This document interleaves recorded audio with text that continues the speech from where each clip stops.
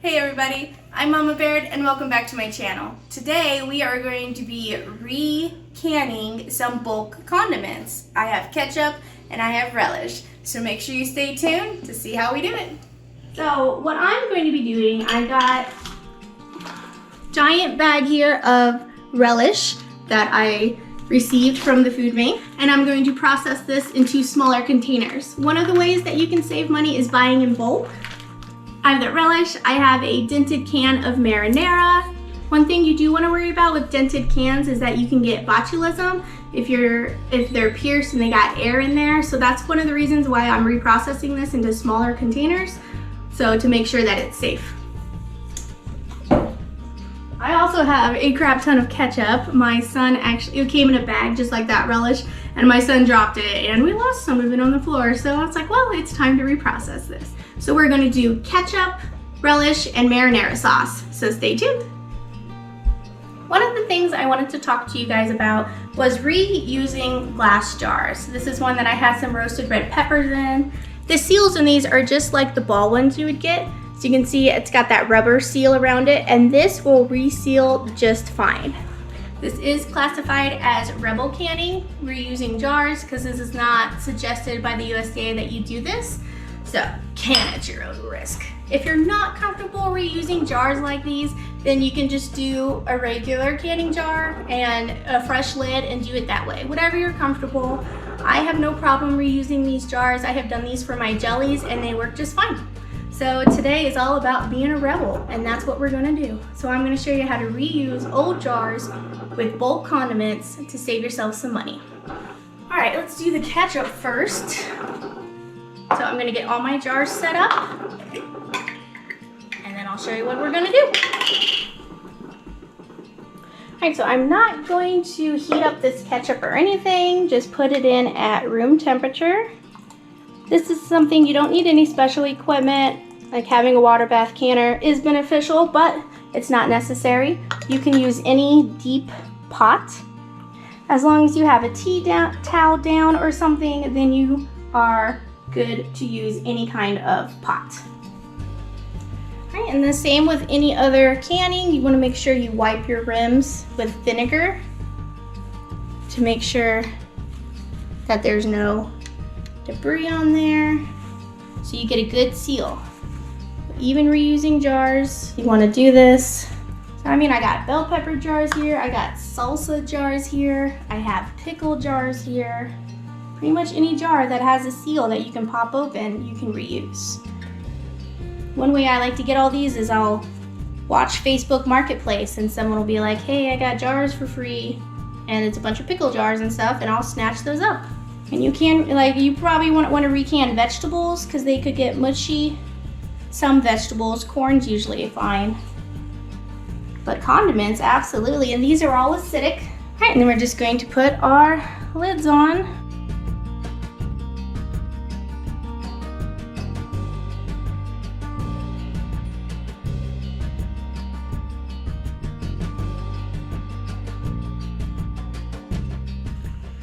So now that we have all of our jars full, as you can see, I got pickle jars here, I have leftover peanut butter jars here, anything that has a seal you can use.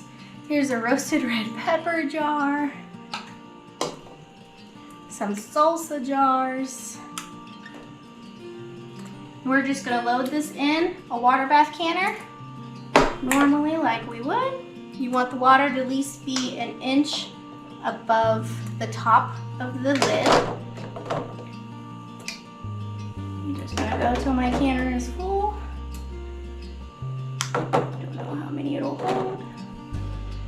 That looks like it. Alright, so we're going to water bath can this for 20 minutes. You want the water to be at a full roaring boil before you start your timer. So this is not quite there, it just has a couple of bubbles and that's it. So I'm gonna wait till this is boiling and then we'll set our timer. All right, now that I have the ketchup done, I'm gonna move on to the relish. And since this one's not busted, but my son, I can show you what I like to do when opening bags like this. I have a handy dandy bag opener and scraper. You can find this at a restaurant supply store, or you can get it probably online. And this just, let's see if I can do this. It's got a little blade in the center where you just grab the corner and pull it, and it should cut it like that. And then I'm just gonna cut this all along the top to get it opened. And then I'm using a gallon pitcher to help pour it into the jars. So we're just gonna pour it into here. That's enough for now, and then we'll start portioning. So same thing, I'm just gonna fill this to a 1-inch headspace. Okay, same thing with the ketchup. We're gonna wipe the rims with a vinegar soaked towel. Especially with this sweet relish, it's really sticky. So you wanna get it really good.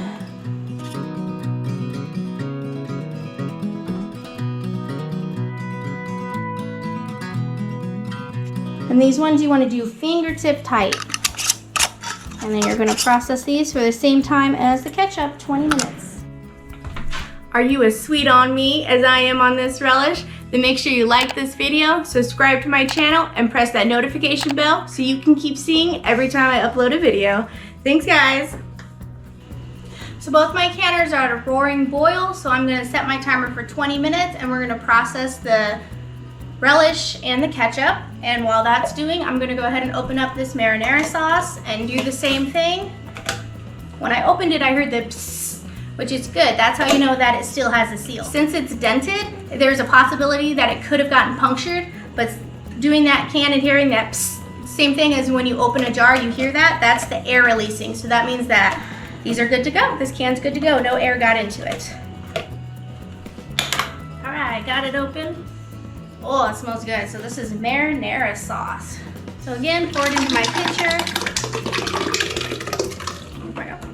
And then we're gonna scrape.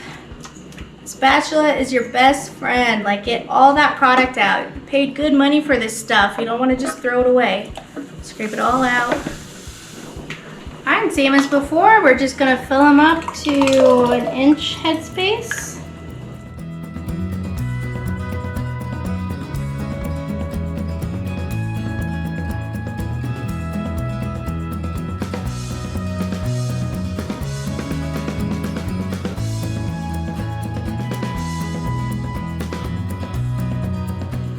So that number 10 can of marinara sauce got me 6 pints and a smidgen. Guess we're making pizza for dinner, huh? So same thing, you know the drill. I'm gonna wipe all these with vinegar and then get my lids on them. And then we're gonna process them for 20 minutes.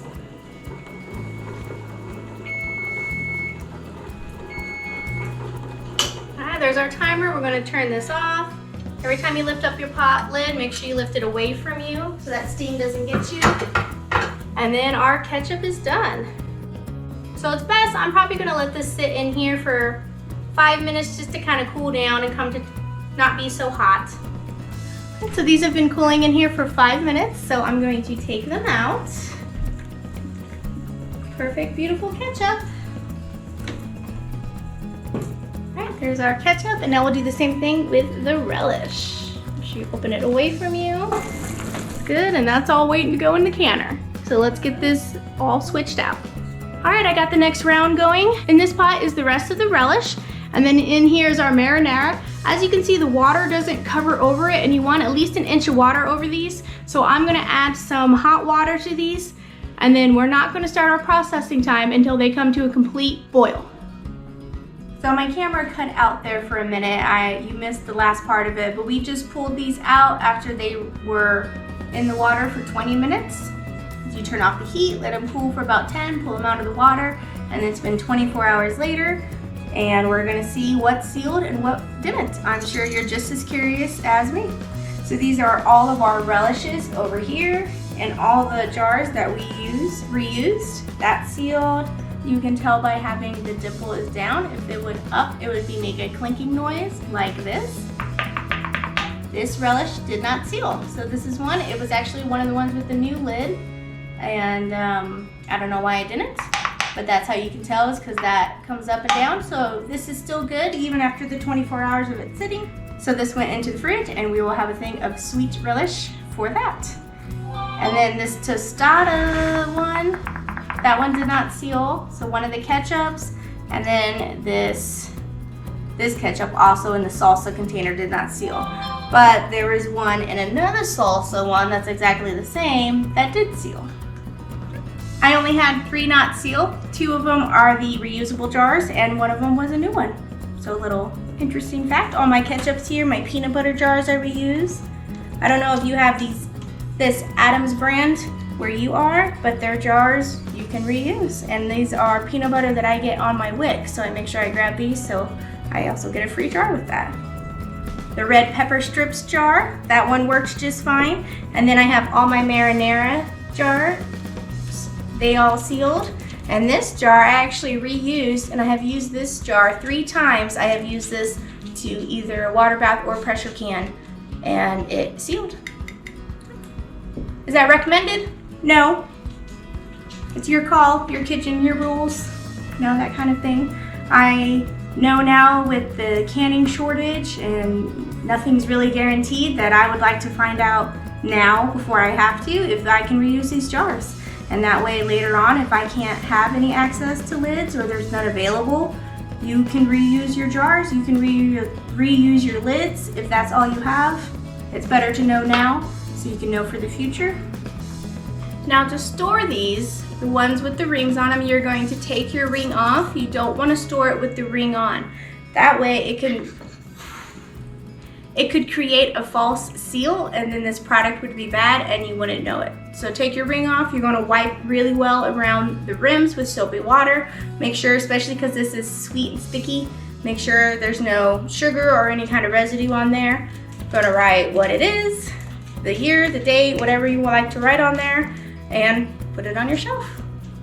So what are your guys' thoughts on reusing jars? Do you do it? Do you not do it? You know, let me know. I love to hear from you. I appreciate all your support, and I'll catch you later on Mama Birds.